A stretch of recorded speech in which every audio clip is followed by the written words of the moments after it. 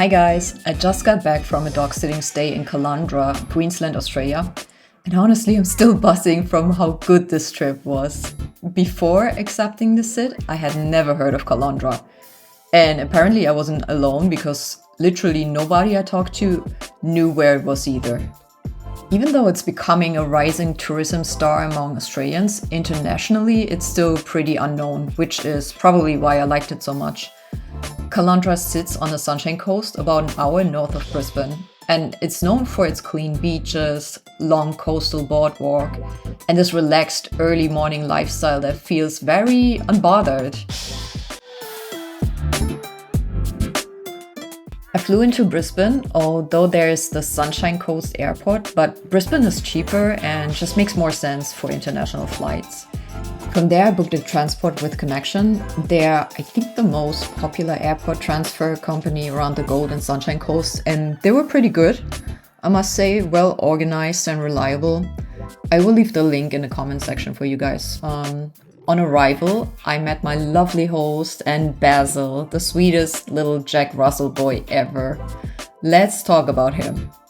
Basil came from a shelter and was considered a bit of a project. His mom had warned me he could be reactive with other dogs, especially bigger ones, and that he probably has ADHD, which means anything could really distract him. But honestly, I've walked dogs who were a lot more challenging. Basil was fine. So that tells me his mom put a ton of work into training him, and it really shows. And I have so much respect for people who take in dogs like him. Dogs who need time, patience, and second chances. Without her, he'd probably still be in a shelter. And Basil is the cuddliest little guy. He followed me around in the house while I worked, always chasing some chin rubs, which I'm convinced are his actual love language.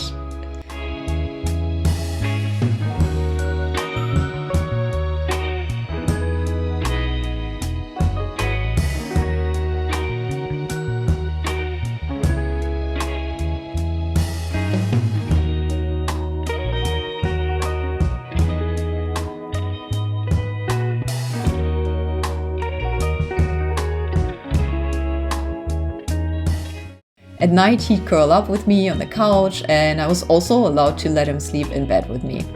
I love it when hosts allow that. There's nothing better than falling asleep next to a warm, furry potato. Unless that potato drops nuclear farts. Oh my god. Basil's farts were so bad. His mom warned me. Apparently, the new kangaroo treats turned him into a biological weapon. So yeah, no more kangaroo for you, Basil.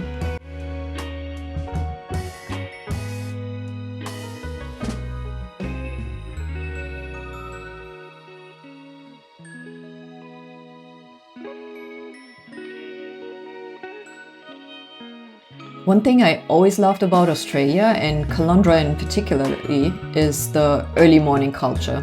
At around 5:30, Basil and I went for our morning walk. By that time, the sun is already shining, skies are bright blue, people are already out walking or sitting in a cafe like it's in the middle of the day.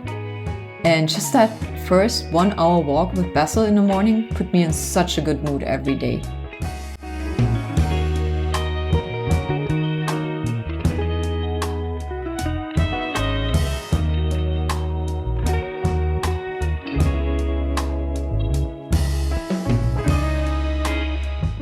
And then there's something else I noticed, and I cannot not mention it because it stood out so much to me.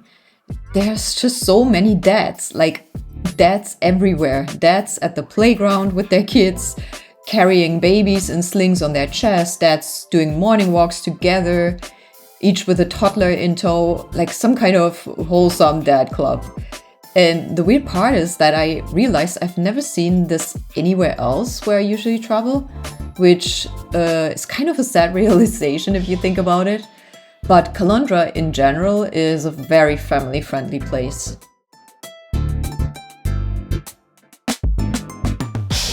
So what can you actually do in Caloundra? Well, walking along the coastline is always a good idea. Caloundra has this long coastal path, the Caloundra Coastal Walk, that runs about 25 kilometers through different beaches like Golden Beach, Balcock Beach, Kings, Shelley, Moffat, and up to Diggy Beach.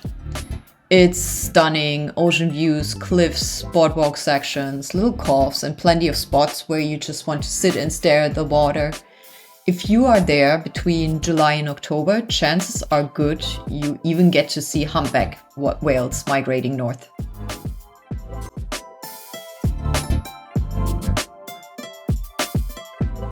From Golden Beach, you can see Bribie Island, or what used to be the fully connected version of it. Early 2025 cyclone Alfred carved a massive breach through the northern tip of the island, cutting it in half. Now it's called the Bribie Island Breakthrough. And because of that, the water flows differently and access has changed. There's even this boat stuck, which you can see in my shot, because after the breakthrough, it literally can't leave the area anymore, which is wild. And when the tide is low, you can wander around the sandbank that connects the island with Caloundra. And it's like as if you're walking in the desert, but yet surrounded by water.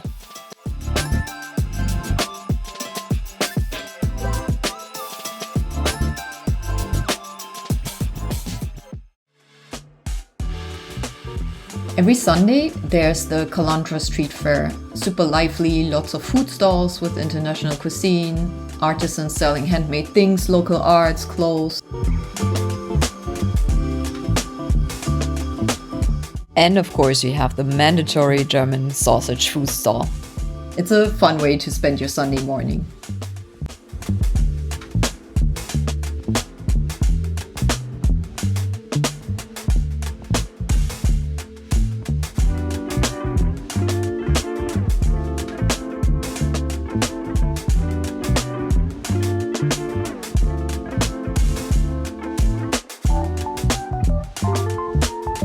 And obviously I had to go and check out the local pet store.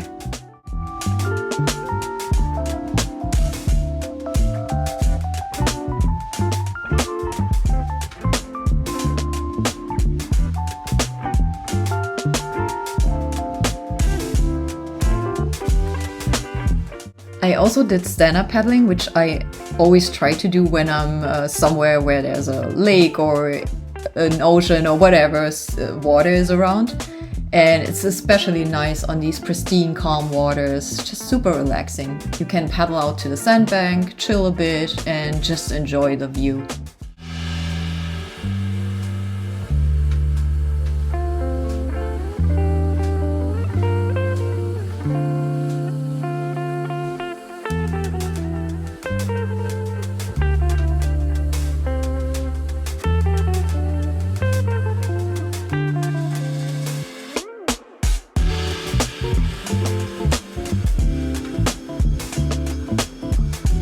And on my only rainy day of this whole trip, I made an excursion to the Strand Cinema. This is a cute, independent 5-screen cinema that dates back to the 1930s.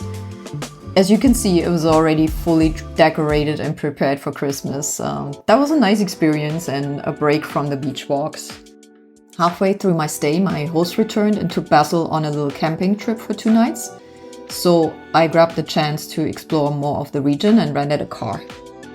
First stop, Maleny, a cute town in the Sunshine Coast hinterland, known for rolling green hills, rainforests, hiking trails, cheese shops, and local arts.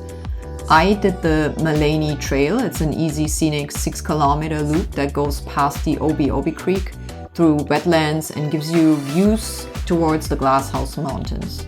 It took about 1 hour. And if you're really lucky, you get to see the platypus. So they have viewing platforms everywhere along the hiking trails. Unfortunately, I didn't get to see them.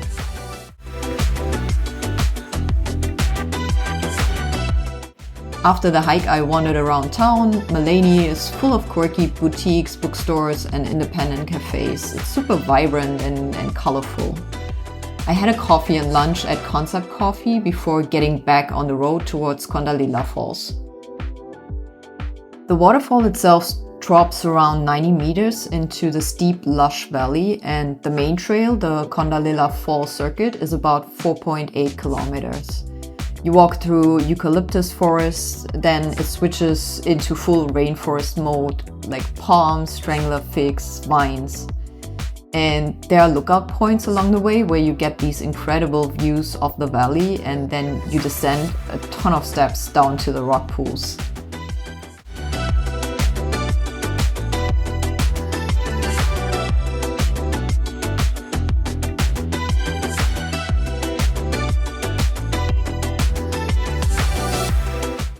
The walk back up is a bit of a workout, lots of stairs, but the forest gives you shade and the whole circuit feels incredibly rewarding.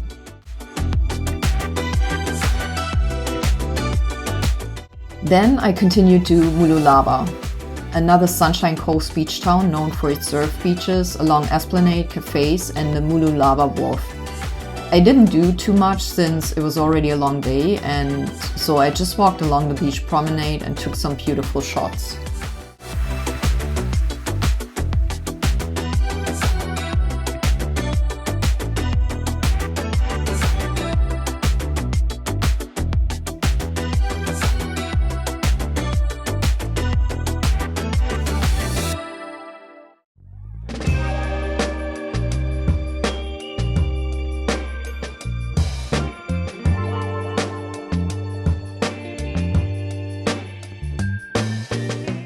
The next morning I left early to hike Mount Ngungun. I hope I pronounced that correctly.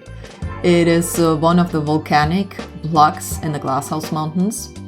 The Glasshouse Mountains were formed around 25 million years ago and named by Captain James Cook because they reminded him of the glass houses back in Yorkshire. The hike to the summit takes about 25 to 30 minutes. It's moderate, lots of rock steps, definitely manageable if you take your time. And even though it was a Saturday morning, around 6 a.m., I barely saw anyone, which is weird. You would think that is the prime time. For a bit, I even had the summit all to myself, and the view is just incredible. Just green hills and dramatic volcano peaks everywhere.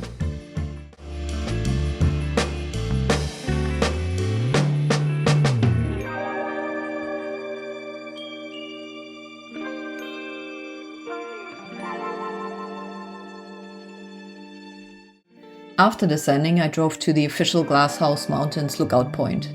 If you want the view without the sweat, this is the spot. There's also a short 15-minute circuit around the lookout, which is great for stretching your legs.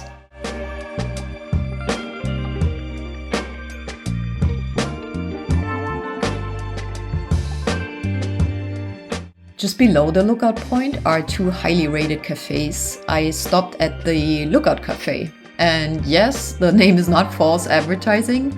There's definitely a view.